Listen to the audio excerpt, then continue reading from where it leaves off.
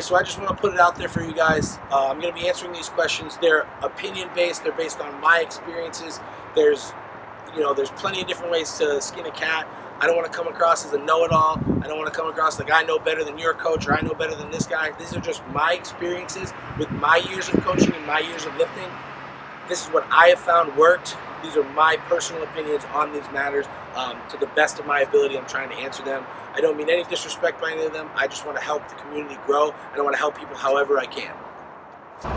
Okay, so Ram Fam Amazing has several questions here. I see a lot of people doing box squat variations, and I normally will see either a plop or a touch and go. Can you explain why pausing on the box and not plopping or touch and go aren't beneficial or as beneficial? So there's only one way to box squat. There's not several ways to box squat. You either do it right or you do it wrong. Plopping, hitting the box with any sort of impact is going to be bad on your spine, compression. If you're not controlling the weight down, you can hurt your tailbone, and it can be very jarring to your hips and your low back. As far as touch and go, it's not. If it's just a depth check and you want to call it just a depth check, that's fine. Now, if it's you're saying that's a box squat, it's not, because you're not relaxing your hips and then firing from a dead stop, so you're not going to have the same carryover because you don't have to flex off the box because you remain flexed while you're on it. So you want to be relaxing your hips when you're on the box and then exploding off of it. Question 2. Assuming training is going well, no injuries, etc., how long in between meets should someone go if they want to stay active and still see PRs?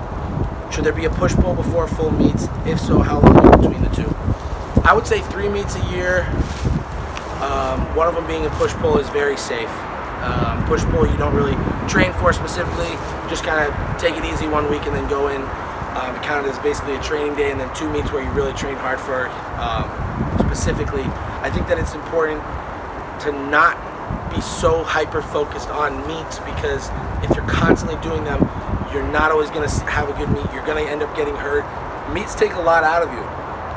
I personally, I did, I think it was 9 meets in 24 months, 26 months, and it beat the shit out of me. I would not recommend it. That was a stupid thing to do. I think that people get so hyper-focused on competing that they're not enjoying the training.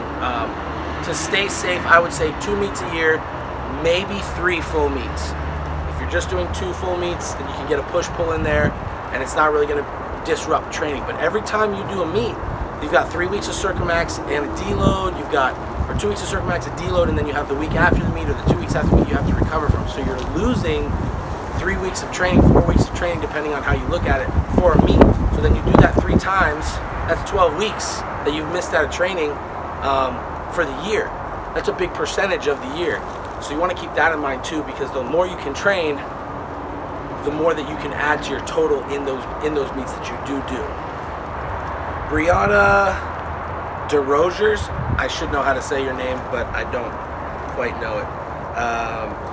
Do the accessories for dynamic days change in volume as the percent increase for the main movement? Meaning, do you back down on accessories the 3rd week of the speed wave or keep the volume high throughout?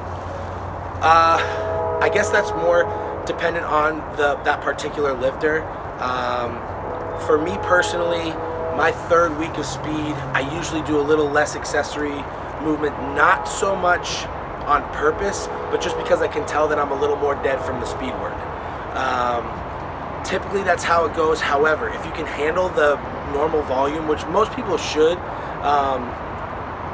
you want to do the same amount of volume all 3 days as far as your accessories are concerned. That shouldn't really change. However, if you're on your 3rd week and you get halfway through your accessories and you're just toast, that might be a time where you want to say, okay, I'm going to back it off a little bit today and finish these up tomorrow with a secondary workout, or just use the time to rest and recover, because 3rd week of speed, especially when you've had a big squat in your last meet, your percentages are up. 3rd week of speed lower can really beat you up while you're acclimating to the heavier weight. So it's important to keep that in mind. And when you look at your accessories, saying, okay, these are the ones that are really important, get these done. If I have energy for these other ones, I'll do them. If not, I'll save them for an extra workout day. Power Houseman, how often should you get into your equipment for novice and experienced lifters. I think that there is a place for practice in your gear. I think that there's a time, Dave Hoff has told me in the past, sometimes you just want to get into your equipment and you might just take 90%, and it's okay to not take a max effort.